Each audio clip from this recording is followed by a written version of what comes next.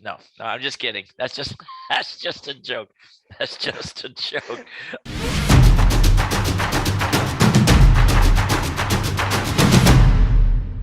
Hi, Tim.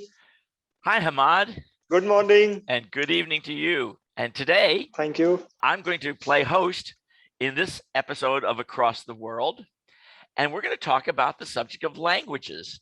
Now, I will start by saying that in the United States, most people speak the same language. They speak English. There are different dialects in different parts of the country, but for the most part, Americans can understand each other no matter where they live. But Hammad, I understand that in your country, there are many languages spoken, and not everybody necessarily understands each other. Can you tell me what languages are spoken in the country of Pakistan? Well, Tim, thank you. And yes, Pakistan, you have asked about Pakistan and languages. And there is a lot of diversity in Pakistani culture as well as in the language culture. So the national language of Pakistan is Urdu. Urdu. But only 7% of the population which speak Urdu. That is an interesting fact. Wait, I want to understand this. Yes. Only 7% of Pakistan speak the official language of Urdu? Yes. Wow. Yes. They can speak and write Urdu, but their native language is not Urdu. I understand. You can say. Yes. Wow. So how many languages are there? Round about there are 70 to 80 languages. 70 to 80? Yes, 70 to 80 Wow. languages. That's amazing. But I will just talk about 5 to 6 major languages which are spoken here in Pakistan. Okay. And the most language which is spoken is Punjabi. Punjabi. Punjabi.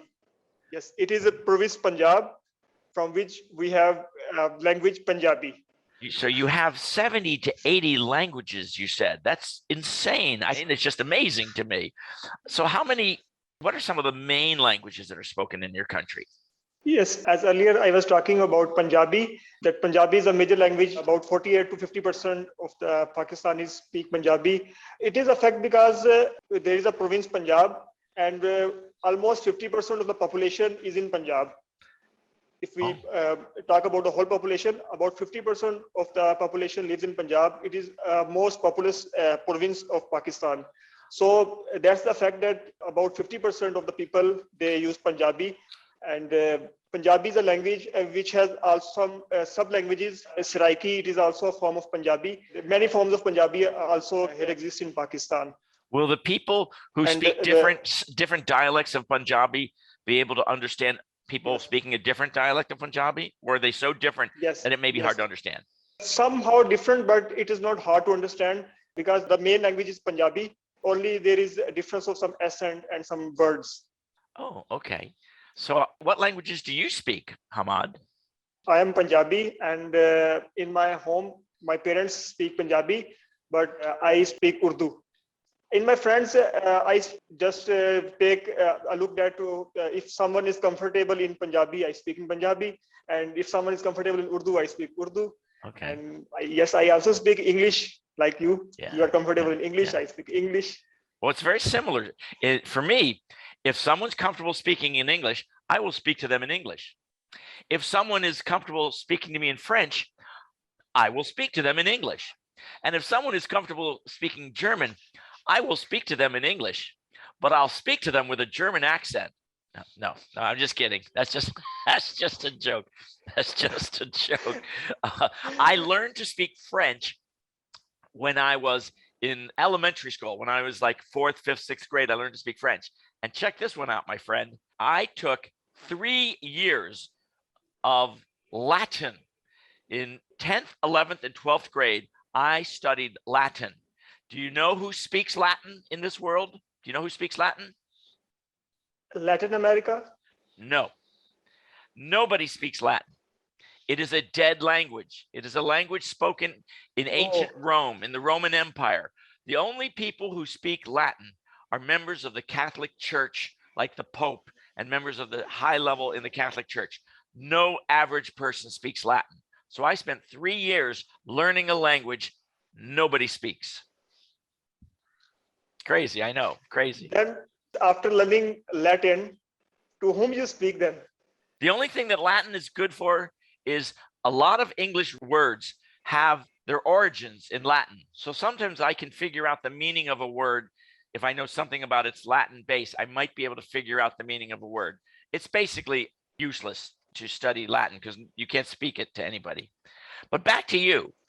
I'm curious, in the world of business and in the world of academia, so educational institutions, do they speak all different languages, or do they focus on, Urdu or Punjabi in the universities and in business? This is also an interesting question, and my answer will again shock you. Okay, well, I'm waiting. Here, mostly the syllabus here of education institutions is in English. English. And yes, Wow. in English. That does surprise me. The higher studies are 100%, almost every degrees totally in English. You cannot use other language to learn the degree. And why is education. that? Why do you think that is? Why is it not Punjabi or Urdu, the official language? Why have they chosen English as the language? Because almost, I think so, 70 years, this was India and Pakistan were colony of British. Oh, right, and right. Britishers ruled over here. They introduced the English language here, and we are still what we say, a word we use, xenophobia. Yeah, you can say. Yeah. And yes, almost no, every education institute and our education is almost in English, and the language used in our government offices is also English. Wow. Well, see, that's another thing we have in common. In our country, in education and in business, English is the language that they speak there too. Isn't that amazing? Yes. So a question I have is, because of all these different languages in Pakistan, does this create conflict? Are there people who difficulty in relating to other people because they speak a different language? Are there sort of tribal rivalries in different areas because, oh, we speak this language and you speak a different language? As I have earlier told you that here 70 to 80 languages exist in Pakistan, and the most popular language is Punjabi, and second most popular language is Pashto, which is spoken in the KPK province of Pakistan. About 15 to 20% of the population of whole country speak Pashto. And the third most speaking language is Sindhi, which is spoken in Sindh province, and following this comes Balochi, which is spoken in Balochistan province. So as you have questioned that, is there any conflict due to a lot of languages? Yes, there are conflicts that occurs when there is diversity in the culture. But as you know that Urdu is our national language. So where there is a conflict, there comes Urdu as a rescue. And that's why Urdu is the national language of Pakistan. Whether you're Punjabi or Sindhi, if you don't know Sindhi, you know Urdu, you can communicate in Urdu. That's it. Okay. So most people know more than one language, it sounds like. Is that true? Yes, almost average people, 2 to 3 languages they know. Wow. And also in the literature, Arabic and Farsi has also an impact beside English. In education institutions, Arabic and Persian has also an impact because 98% of population is Muslim. So Arabic is considered as the language of Muslims. So in our religious institutions where religious education is given, their Arabic is very important language. Very interesting. Very interesting. Now, in the United States, we are a nation of immigrants. Almost everyone other than Native Americans is from someplace else, or their grandparents or their great grandparents. We all came from someplace else. All my ancestors came from Europe. So we all speak English. However, there are a lot of immigrants who coalesce in certain communities, typically in large cities. And in those cases, they may have a subculture where they speak their native language. So there may be Pakistanis who have all come to, I think, Buffalo, New York. There's a city called Buffalo in the state of New York, which has a large Pakistani community. And in those communities, they will, of course, speak the language of their homeland when they are together. In New York City, there is a section that's called Chinatown, where it's most of the people who live in this section of New York City are from People's Republic of China.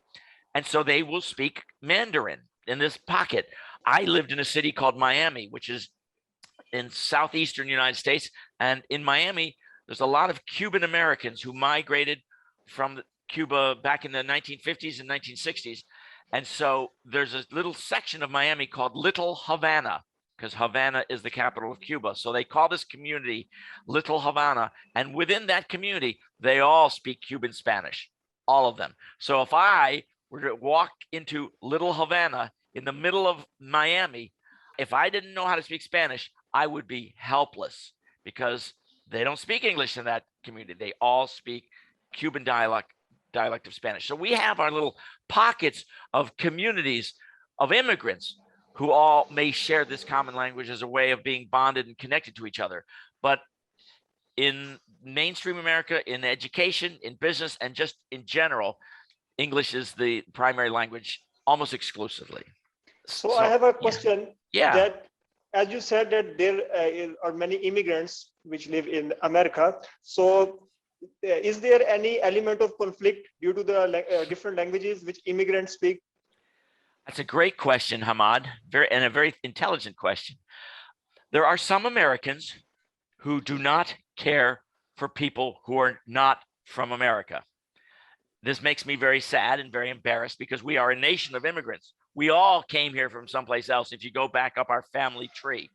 But there are some Americans who feel strongly, if you're in America, you need to speak English. And therefore, sometimes they may resent people who have immigrated who have not learned the English language. So there's a lot of pressure among immigrants to learn the English language when they get here in order to assimilate. That's a term that means to kind of fit in with the culture. It's unfortunate that there is some intolerance from some people about immigrants who don't know the language well, because we, as I say, everybody I know, except for a Native American, their ancestry comes from someplace else. And so this was an issue for everybody at one point in time. So yes, there is some intolerance. Most Americans, the vast majority of Americans, however, are very welcoming of immigrants. Absolutely. I don't know what the reputation is in your country about America, but most Americans warmly embrace immigrants. My wife is an immigrant. My 2 children are from China. They're immigrants. So most Americans really do welcome people from all over the world. So that's interesting. Yeah, it is interesting. Well, this has been Across the World. I'm Tim Jones, coming to you from the United States. And of course, my good friend Hammad Hassan, coming from Pakistan. And we'll see you in another episode. Bye now. Bye, guys.